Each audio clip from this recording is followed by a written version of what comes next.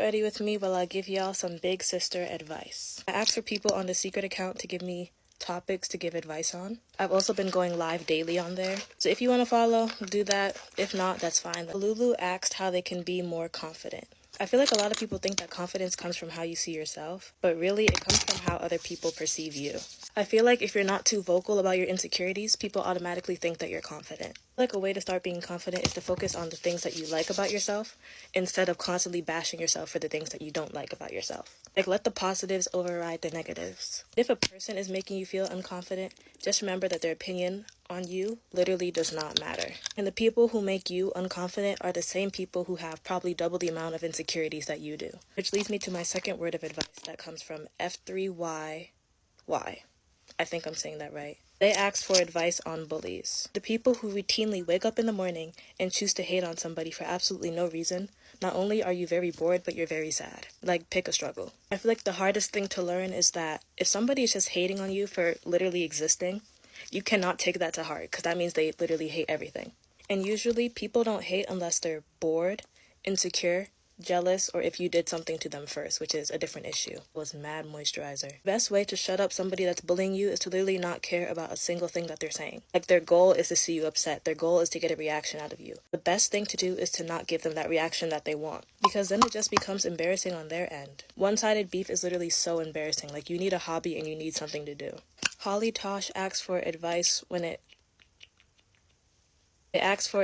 comes to speaking to your crush.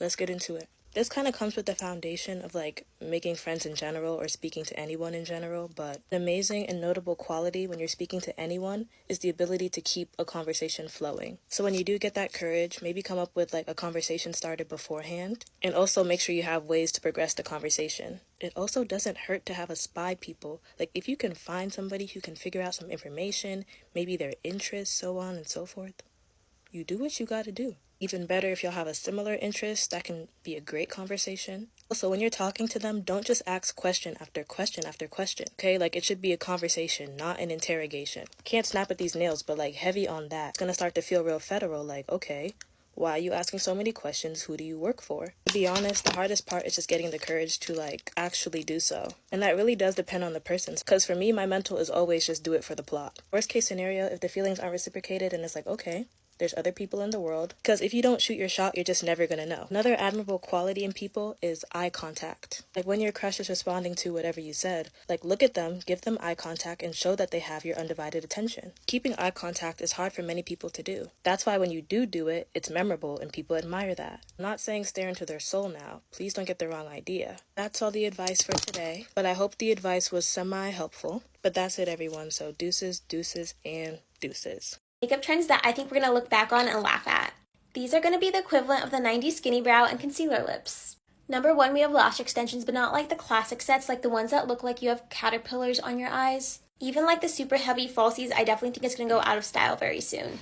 Number 2 is lip filler. I think we're all going to look back at the duck lips in like 2 or 3 years and cringe. I feel like people have been going so overboard with the filler and it's going to bite them in the butt. Number 3, we have the laminated brows, where they look like they're stuck to your skin and they're just all shiny.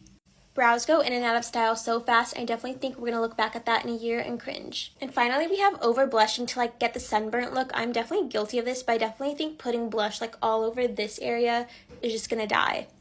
Like, don't get me started on tomato makeup or strawberry makeup, it's all going to go. I actually have one more, and that's dewy makeup, and I think we're all going to look back in like 5 years and wonder why we were all walking around looking so oily. I definitely think dewy makeup is something our kids are going to roast us for.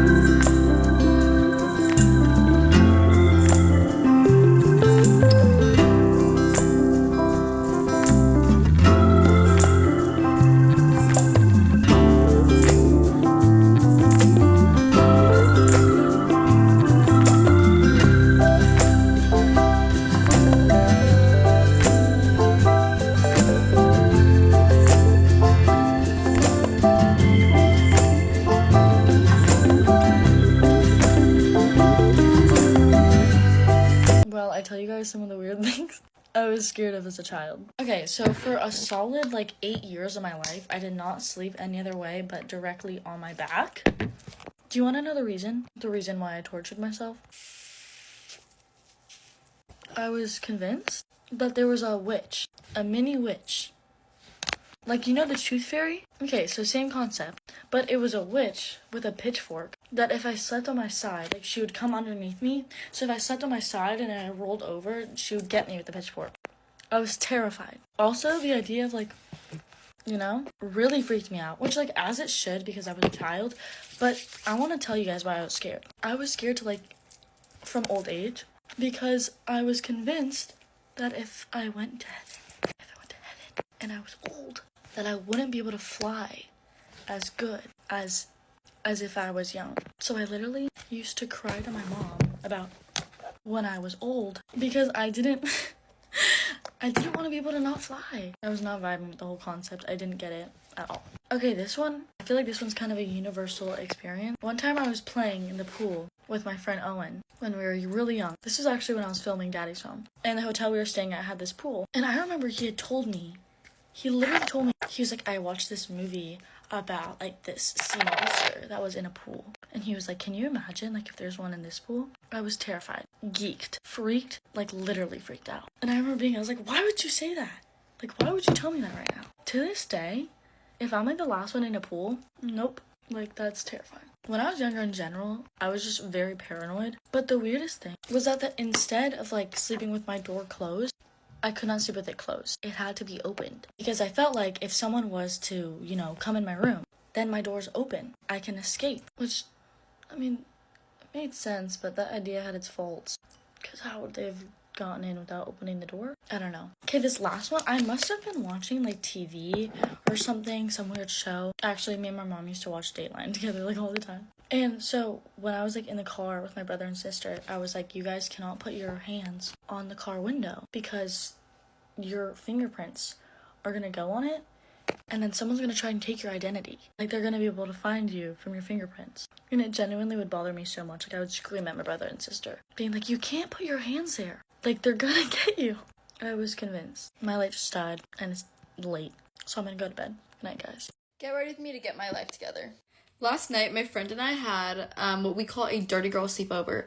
And basically what we do is we have one clean girl sleepover, which, we get in cute pajamas, we make vision boards, we eat healthy snacks, it's clean. And then we have a dirty girl sleepover, and that is when we go to Buffalo Wild Wings, order, the 12-pack, get a little turn, make fun of high school ops, the gist. We plan those sleepovers to be when we are at the peak of our worst. So it acts as the last blow to just wanting to revamp yourself. So that's what brings us here today, and I will be done with this water by the end of this video. But in all seriousness, what really started the beginning of my low was getting my final grades back for this semester. Columbia released them near Christmas time. Maybe it was my choice to open it on Christmas Eve, but whatever. I saw them on Christmas Eve. And they weren't good. They were not good. Definitely not, bad. I didn't fail anything. But coming from someone who's always thrived off academic validation, it wasn't doing what it was supposed to do. Once I got over the phase of just being dumbfounded by the actual grades, I started to really analyze why I got those grades. And I realized it was my fault. It was a lack of effort. There were days I wouldn't go to class, days I wouldn't do the homework. There were days where I wouldn't start studying for a test the day before. So upon, having this realization, I immediately was just I'm the one to blame. And I berated myself over that. But then I had a second realization, and I realized that there were so many behavioral and situational changes that first semester of college that I had to adapt to. For example, I was completely relocating myself, going from a suburb in Texas to New York City. That's insane. I'm very close to my parents. I was no longer being completely surrounded by them. At the time, I was doing a long distance relationship. I also had no friends going into college. There was just so much shit happening. And if I'm really choosing to be nitpicky, that night I didn't do my homework. It was because I spent hours on the phone with my boyfriend or friends just because I missed them so much. That day that I skipped class, it was because I was so homesick that it manifested physically. That day, or that I, didn't start studying for my test till the day of, it was because that night I had gone out, even though I didn't feel like going out, just because I was so scared I wouldn't make friends fast enough if I didn't go. So I don't blame myself for my performance this semester. I don't let it act as a reflection of my character. Maybe just a little bit. I had to deal with so many compounding situations that I was constantly having to adapt to that I didn't even really feel settled into college till the end of November, which was, mind you, already the beginning of final season. With all that being said, though, I finally feel like I'm ready to give my academics more of my attention because I feel way more comfortable with the external factors of my life. So, I'm going to go buy a planner. I'm about to make a Notion. I'm about to start early on these semester readings. And also, now that I'm saying this and putting it out online, it would be so fucking embarrassing if I didn't become an academic weapon. Okay, here's my makeup, and now let's go pick out an outfit that just really reads, let's respond to some fucking emails. I was fully gonna put on jeans with this, but if I'm being so honest, I'm about to climb back into bed and respond to emails there, and I'm not wearing jeans in my bed. Wait, but yeah. So sweater is Aritzia, and then these are just the boxer pajama shorts from Brandy. Okay, in my bed, we working. Bye-bye. I went to Florida this summer and I met a boy at the beach. If you've been around since June, then you definitely know this story. I was literally just hanging out in the beach and I saw this cute boy. I go to my grandma. I'm like, I just saw the cutest boy. I need you to help me bag. She's like, I got you. My grandma's literally my best friend. So she's talking to his mom and it's like, you guys from around here? Because it was summer, they could have been on vacation. And yeah, they lived in Florida. They just started talking and we come to find out we're all Hispanic, so we found some common ground there. Then we asked them for recommendations on where we should go eat. She recommends to us this Peruvian restaurant. My grandma, being my wing woman, she's like, are you guys gonna go there tonight too? We're like, yeah, it's our favorite place to go eat. So now we know where they're gonna go eat. That's where we decided to go eat. His mom's like, yeah, I have 2 boys. The 17-year-old's name is Christopher. And so my grandma tells his mom, she's like, oh my gosh, Sophie and Christopher, they're around the same age. You should introduce them to each other. I'm like, yes, I scored, I bagged. And his mom was like, oh my gosh, no way, of course. And so we're literally floating in the beach and we're being introduced to each other by his mom and my grandma. This kid is beyond quiet, so I'm trying to do all the talking and make conversation, but it's just so hard. It was so hard to even get a single word out of him. After we were done at the beach, we leave before them so we could start getting ready because at this point we know we're gonna go to dinner at the same place. I don't want to look a wet rat at the beach. We go back to the hotel to get ready. At this point, I made a get ready with me and I'm like, so guys, let's get ready to go to dinner, to go see the cute guy that I met at the beach, whatever. So I filmed this get ready with me and I edit it on the way to dinner and I get it posted before I literally walk into this restaurant. We walk in and there's no sign of him. I was really holding out hope. I'm like, trust, he's gonna show up. We know they're showing up here. We didn't get their numbers. We didn't get, the only name that I knew was the name of the guy. I'm facing the door, so I'm checking the door all of dinner, seeing if they're gonna show up, holding out hope. I have so much hope that his family is gonna show up. We get our food, and at this point, I'm literally starting to accept defeat because I'm like, you know what, maybe we missed them, maybe they didn't come at the same time. Lo and behold, this family of 4 walks through the doors of this restaurant, and I freak out. He didn't recognize us because we were so done up because we weren't at the beach. They, however, had come directly from the beach. His mom has to pass our table to go to the bathroom. Me being me, I follow her to the bathroom. She comes out of the bathroom and her paper towel dispenser or her soap dispenser or something of hers doesn't work in her sink. So I offer for her to use mine. I pretend to put 2 and 2 together and I'm like, no way, you guys actually came. And she's like, no way, you guys actually came. And it was a big funny thing. So she comes to our table and says hi to my grandma and my grandparents and whatnot. At this point, we had already gotten our food and they had just sat down. And so we couldn't really sit together. It would have been a little bit weird. It would have been a little bit awkward. We had our food. They had just sat down, whatever. She goes back and sits down at her table and I check to see how this TikTok that I had just posted about him was doing. This TikTok is blowing up. I was reading these comments, I was dying laughing. I had posted this TikTok 45 minutes prior and here it is with thousands of views and people in the comments. I was so excited. At the end of dinner, I was begging my grandma, I'm like, please, people are invested in the store. We have to go say bye to them. This is my last shot to get his number, his socials, his something. But my problem was I didn't want to be the one that was can I get your snap? I didn't want to come across desperate like that. I just thought he was cute. And then people talked about how messy they were in my comments. So I'm like, shoot, I need to give them what they want. We go up to the table and we go to say bye, and this guy doesn't even look at me. I'm like staring at him, like fingers crossed, toes crossed, my hair's crossed, like everything's crossed, and nothing. He looks up, says bye. That was it. That day, I didn't get the guy's number or his snap or even his Instagram. Well, honestly, I got something so much better. So little does Christopher know, he made my TikTok dreams come true. I love y'all. Bye. Gorgeous, gorgeous girls always over blush. Gorgeous, gorgeous girls are always in a rush. Get ready with me while I tell you things that I absolutely hate. Number one is I cannot stand pretty girls with an ugly personality. Like, you're just ugly to me at this point. Another one is when your hair is not herring and your outfit is not giving. It's just not slaying, you know? This one right here, I absolutely hate. This could be a family, a friend, whatever. But when they tell you your outfit's giving and your outfit is not giving at all. I literally hate that. That's why I asked my mom, because I know she'll be blunt honest with me. I hate when I'm about to do something and someone tells me to do the exact same thing that I was literally just about to do. Like, now I don't even want to do it anymore. I hate it when you tell a girl she's pretty and she doesn't even say thank you. She's just like, okay, or like, you know what? Never mind. I hate when girls gatekeep. Like, I understand if you don't know where it's from, but if you know where it's from, let us know. I'm going in with my favorite gloss, which is the Anastasia gloss, and look at this. So beautiful. I'm all done with my makeup. Love you guys. I'll see you guys next time.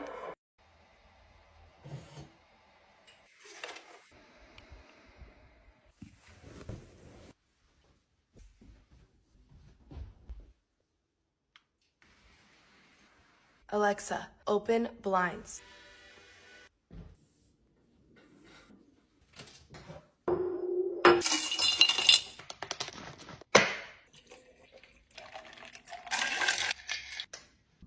Oh my gosh.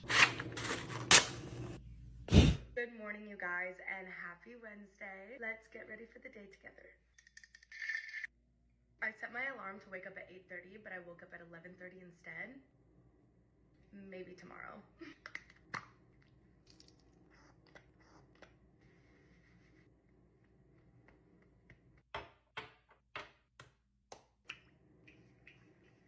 I'm sorry if the heater is loud in the background. I woke up to the house at 58 degrees.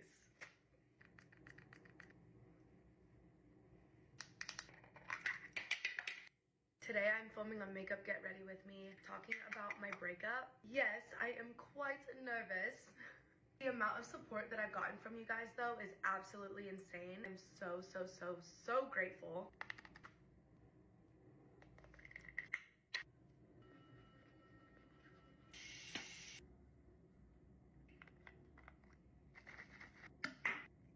Cheers.